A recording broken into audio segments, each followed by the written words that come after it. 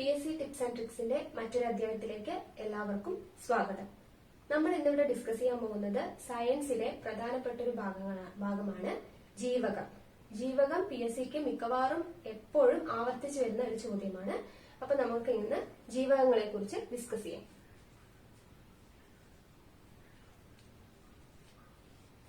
ജീവകം ജീവകം എന്ന് നാമകരണം ചെയ്ത ശാസ്ത്രജ്ഞൻ ആരാണെന്ന് ചോദിച്ചാൽ കാസിമർ ഫങ്ക് ആണ് ജീവകം എന്ന് നാമകരണം ചെയ്തത്. അതൊന്ന് ഓർത്തു വെച്ചാൽ മതി. അടുത്ത പോയിന്റ് നമുക്കറിയാം, 13 ജീവകങ്ങളാണ് ഉള്ളത്. 13 ജീവകങ്ങളാണ് മൊത്തം ഉള്ളത്. അതില് 8 എണ്ണം ബി കോംപ്ലക്സ് എന്ന ഗ്രൂപ്പിൽ വരുന്നതാണ്. 8 എണ്ണം ബി കോംപ്ലക്സ് എന്ന ഗ്രൂപ്പിൽ വരുന്നതാണ്. മറ്റുള്ളവ ഏതൊക്കെയാണെന്ന് നമുക്ക് ഡിസ്കസ് ചെയ്യാം. വിറ്റമിൻ എ ബി കോംപ്ലക്സിലെ B, C, D, E, K. ഈ ബി കോംപ്ലക്സ് നമ്മൾ സെപ്പറേറ്റ് ഡിസ്കസ് ചെയ്യുന്നതായിരിക്കും. A, B, C, D, E, K. അതിൽ ബി കോംപ്ലക്സിൽ മൊത്തം 8 എണ്ണം വരുന്നുണ്ട്. അങ്ങനെ മൊത്തം 13 ജീവകങ്ങളാണ് ഉള്ളത്. ഇനി ഈ ജീവകം തന്നെ കൊഴുപ്പിൽ ലയിക്കുന്നവ, ജലത്തിൽ ലയിക്കുന്നവ എന്നിങ്ങനെ 2 തരത്തിലുണ്ട്. അതില് കൊഴുപ്പിൽ ലയിക്കുന്നവ, ജലത്തിൽ ലയിക്കുന്നവ, ഇങ്ങനെ 2 തരം ജീവകങ്ങളാണ് ഉള്ളത്. കൊഴുപ്പിൽ ലയിക്കുന്നവ ഏതാണ്, ജലത്തിൽ ലയിക്കുന്നവ ഏതാണ്? ഇതിനൊരു കോഡ് ഉണ്ട്, KEDA. ഇതാണ് കൊഴുപ്പിൽ ലയിക്കുന്ന ജീവകങ്ങൾ ഏതൊക്കെയാണെന്ന് ചോദിച്ചാല്. അപ്പൊ നമുക്കത് പെട്ടെന്ന് ഓർത്ത് വെക്കാൻ വേണ്ടിട്ട് ഒരു കോഡ് ഉപയോഗിക്കാം. കൊഴുപ്പ് എന്ന് പറയുന്നത് എപ്പോഴും നമ്മുടെ ശരീരത്തിന് കേടാണ് എന്ന് ഓർത്ത് വെക്കാം. KEDA, കേടാണ് കൊഴുപ്പ് എന്ന് ഓർത്ത് വെച്ചാല് നമുക്ക് കൊഴുപ്പിൽ ലയിക്കുന്ന ജീവകങ്ങൾ ഏതൊക്കെയാണെന്ന് ഓർത്ത് വെക്കാനായിട്ട് സാധിക്കും. അപ്പൊ മറ്റുള്ളത് ഏതൊക്കെയാണ്? KEDAയിൽ ഉൾപ്പെടാത്ത മറ്റുള്ള 2 എണ്ണമാണ് ബിയും സിയും. അപ്പൊ ജീവകം ബിയും സിയുമാണ് ജലത്തിൽ ലയിക്കുന്നവ. അപ്പൊ ഇത്രയും കാര്യങ്ങളൊന്ന് ഓർത്ത് വെക്കാം. കാസിമർ ഫങ്കാണ് നാമകരണം ചെയ്തത്. 13 ജീവകങ്ങളുണ്ട്. അതിൽ 8 എണ്ണം ബി കോംപ്ലക്സിൽ ഉൾപ്പെടുന്നവയാണ്. പിന്നെ ജീവകം കൊഴുപ്പിൽ ലയിക്കുന്നവയുണ്ട്, ജലത്തിൽ ലയിക്കുന്നവയുണ്ട്. കൊഴുപ്പിൽ ലയിക്കുന്നവ എന്ന് പറയുന്നത് KEDA, ജലത്തിൽ ലയിക്കുന്നവ ബി ആൻഡ് സി. ഇനി അടുത്തതായിട്ട് നമ്മൾ പറയാൻ പോകുന്നത് ജീവകങ്ങളുടെ രാസനാമങ്ങളാണ്. രാസനാമം, ജീവകവും അവയുടെ രാസനാമമാണ് പറയാൻ പോകുന്നത്. അതിനും ഒരു കോഡ് ഉണ്ട്. ജീവകം എ, ജീവകം ബി, ജീവകം സി, ജീവകം ഡി, ഇ, ജീവകം കെ. ഇതിനും ഒരു കോഡ് ഉണ്ട്. അത് ഞാൻ ഇവിടെ എഴുതി കാണിക്കാം. എന്നിട്ട് അതിനനുസരിച്ച് പേരുകൾ പറയാം. ഇഷ്ടമുള്ള കോഡ് യൂസ് ചെയ്ത് പഠിക്കാം, അല്ലാത്തവര് ഡയറക്റ്റ് ആയിട്ട് തന്നെ പഠിക്കാം. ജീവകം A, B, C, D, E, K. ഇതിന്റെ കോഡ് എന്ന് പറയുന്നത് റീ, ത, അക്ക, തോ, ഫി. റീത്ത, അക്ക, ടോഫി. ഇതാണ് ഇതിന്റെ കോഡ്. ഇങ്ങനെ പഠിച്ചു വെക്കുക. റീത്ത, അക്ക, toffee. A, B, C, D, E, K എന്നുള്ളത് ഓർഡറില് റീത്ത, അക്ക, ടോഫി. ഇത് എന്തൊക്കെയാണെന്ന് വെച്ചാല്, റീ എന്നുള്ളത് കൊണ്ട് നമ്മൾ ഓർത്തു വെക്കുക, ജീവകം എയുടെ പേര് റെറ്റിനോൾ എന്നാണ്. റെറ്റിനോൾ, റീത്ത, റെറ്റിനോൾ. ഇനി ത എന്ന് പറയുമ്പോ തയമിൻ. റീ റെറ്റിനോൾ, ത തയമിൻ, ആ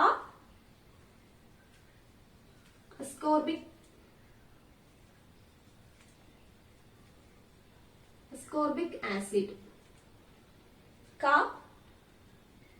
calciferol, to tocopherol, phylloquinone. ഇത്രയുമാണ് രാസനാമങ്ങൾ.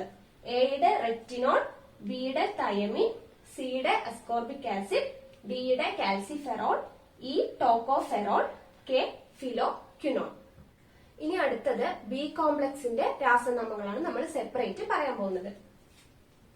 ബി കോംപ്ലക്സ്, ഇതില് ജീവകം B1 ഉണ്ട്, ജീവകം B2, പിന്നെ B3, B4 ഇല്ല, B5 ആണ്, then B6, B7, B8 ഇല്ല, B9 and B12. ഇത്രയുമാണ് ബി കോംപ്ലക്സിൽ വരുന്നത്. ബി കോംപ്ലക്സിൽ വരുന്നതാണ് ഇത്രയും. ഇനി ഇതിന്റെ രാസനാമങ്ങൾ എന്തൊക്കെയാണെന്ന് നമുക്ക് നോക്കാം. ആദ്യത്തെ നമ്മൾ നേരത്തെ പഠിച്ചു, തയമീൻ ആണ്, തയമീൻ. അടുത്തത് B2ന്റെ റൈബോഫ്ലാവിൻ, റൈബോഫ്ലാവിൻ. അടുത്തത് B3യുടെ നിയാസിൻ, നിയാസിൻ അല്ലെങ്കിൽ നിക്കോട്ടിനിക് ആസിഡ്, നിയാസിൻ അല്ലെങ്കിൽ nicotinic acid. Next pantothenic acid, pantothenic acid. അടുത്തത് പിരിഡോക്സിൻ,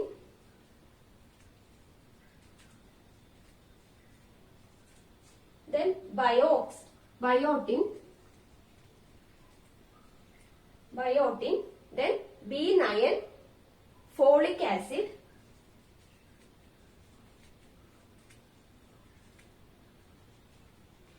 അടുത്തത്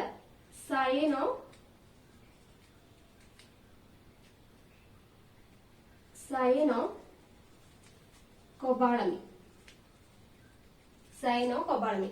ഇത്രയാണ് ബി കോംപ്ലക്സിൽ വരുന്ന ജീവകങ്ങൾ. ഏതൊക്കെയാണ് പേര്, രാസനാമങ്ങൾ: thiamine, riboflavin, niacin, pantothenic acid, pyridoxine, biotin, folic acid, cyanocobalamin. ഇത് ഓർത്തുവെക്കാനായിട്ട് കോഡുകൾ എന്ന് പറയുന്നത് ഇങ്ങനെ നമുക്ക് ഓർത്തുവെക്കാം.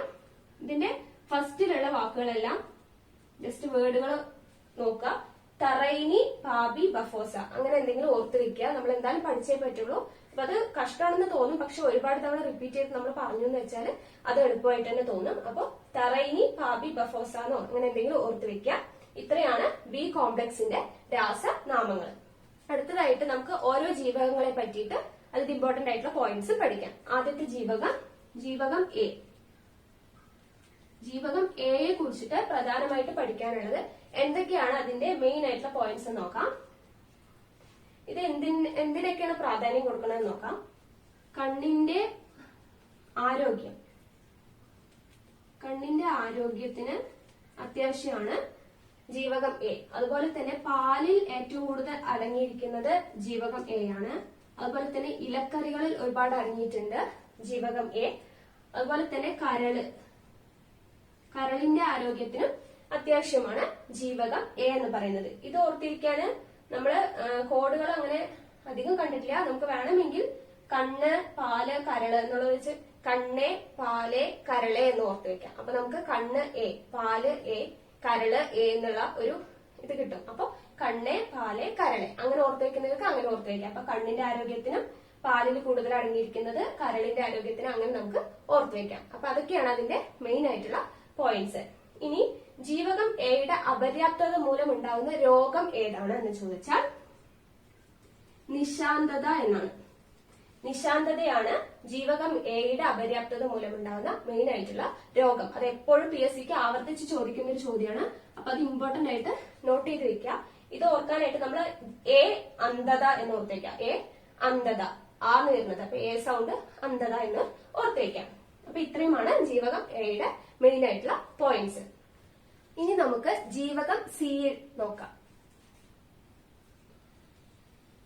ജീവകം സി, അതിന്റെ പ്രധാനപ്പെട്ട പോയിന്റ്സ് എന്തൊക്കെയാണെന്ന് ചോദിച്ചാല്, ആഹാര പദാർത്ഥങ്ങൾ ചൂടാക്കുമ്പോൾ നഷ്ടപ്പെടുന്ന ജീവകം ഏതാണെന്ന് ചോദിച്ചാൽ ജീവകം സി ആണ്. ആഹാര പദാർത്ഥങ്ങൾ ചൂടാക്കുമ്പോൾ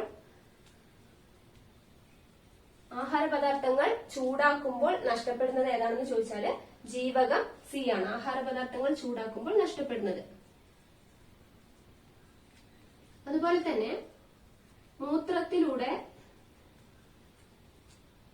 മൂത്രത്തിലൂടെ നഷ്ടപ്പെടുന്ന ജീവകം ഏതാണെന്ന് ചോദിച്ചാല് ജീവകം സി ആണ്. ഓറഞ്ച്, നാരങ്ങ,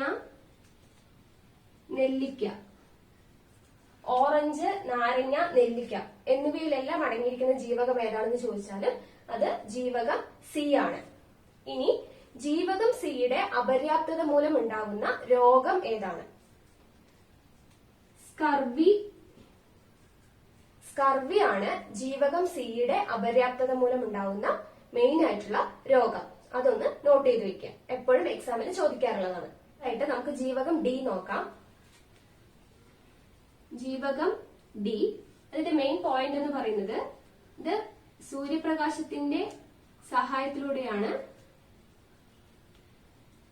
സൂര്യപ്രകാശത്തിന്റെ സഹായത്തോടുകൂടി ശരീരത്തിൽ നിർമ്മിക്കപ്പെടുന്നതാണ് ജീവകം ഡി എന്ന് പറയുന്നത്. ഇത് നമ്മുടെ എല്ലിന്റെയും പല്ലിന്റെയും ഒക്കെ ബലത്തിന് അത്യാവശ്യമായിട്ടുള്ളൊരു ജീവകമാണ്. എല്ല്, പല്ല് എന്നിവയുടെ ബലത്തിന് അത്യാവശ്യമായിട്ടുള്ള ജീവകമാണ് ജീവകം ഡി. ഇത് ഓർത്തു വെക്കാൻ വേണ്ടിയിട്ട് നിങ്ങൾക്ക് കോഡ് ഉപയോഗിക്കാം. അത് വേണ്ടവർ മാത്രം അത് എടുത്താൽ മതി. എ ഡി ഡി അങ്ങനെ ഓർത്ത് വെക്കാം. എ ഡി പടി, അതായത് എല്ലിന്റെ ഡി ആണ്, പല്ലിന്റെ ആരോഗ്യത്തിന് അതുപോലെ ഡി ആണ് എന്നുള്ള ഒരു അർത്ഥത്തില് എഡി പടി എന്ന് ഓർത്ത് വെക്കാം. അങ്ങനെ കോഡായിട്ട് പഠിക്കുന്നവര് അങ്ങനെ പഠിക്കാം, അല്ലാത്തവര് ഇത് ഓർത്ത് വെക്കാം. എല്ലിന്റെയും പല്ലിന്റെയും ആരോഗ്യത്തിനൊക്കെ ജീവകം ഡി അത്യാവശ്യമാണ്. ഇനി ഇതിന്റെ അപര്യാപ്തത മൂലം ഉണ്ടാകുന്ന ഒരു മെയിൻ ആയിട്ടുള്ള രോഗമാണ് കുട്ടികളിലൊക്കെ കണ്ടുവരുന്ന കണ അല്ലെങ്കിൽ റിക്കറ്റ്സ് എന്ന് പറയും. കുട്ടികളിൽ കണ്ടുവരുന്ന ഒരു അസുഖമാണ് കണ. ജീവകം ഡിയുടെ അപര്യാപ്തത മൂലം ഉണ്ടാകുന്ന മെയിൻ ആയിട്ടുള്ള ഒരു രോഗമാണ് കണ. ഇനി അടുത്തതായിട്ട് നമുക്ക് ജീവകം ഇ നോക്കാം.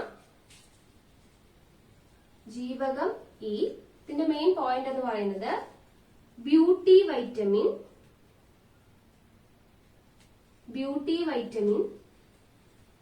നിരോക്സികാരി, ഹോർമോൺ വൈറ്റമിൻ എന്നെല്ലാം അറിയപ്പെടുന്നത് ജീവകം ഇ ആണ്. ബ്യൂട്ടി വൈറ്റമിൻ, നിരോക്സികാരി, ഹോർമോൺ വൈറ്റമിൻ എന്നെല്ലാം അറിയപ്പെടുന്ന ജീവകം ഏതാണെന്ന് ചോദിച്ചാൽ ജീവകം ഇ ആണ്. ഈ ജീവകം ഇ ആണ് നമ്മുടെ ഹൃദയത്തെ സംരക്ഷിക്കുന്നത് ജീവകം ഇ ആണ്. അത് ഓർത്തു വെക്കാനായിട്ട് നമുക്ക്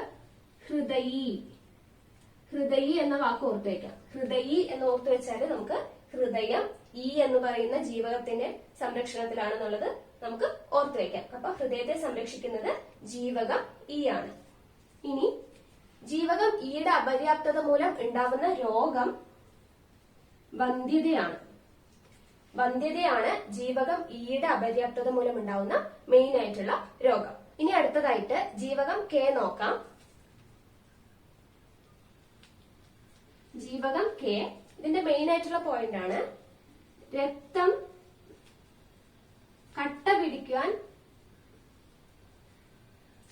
കട്ടപിടിക്കാൻ സഹായിക്കുന്ന ജീവകം ഏതാണെന്ന് ചോദിച്ചാൽ ജീവകം കെ ആണ്. കെ കട്ട എന്ന് ആലോചിച്ച് വെച്ചാൽ മതി. ജീവകം കെ ആണ് രക്തം കട്ടപിടിക്കാനായിട്ട് സഹായിക്കുന്നത്. ഇതിനെ കൊയാഗുലേഷൻ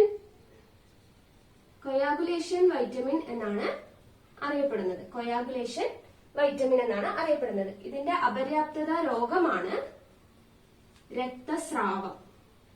രക്തസ്രാവമാണ് ജീവകം കെയുടെ അപര്യാപ്തത രോഗം.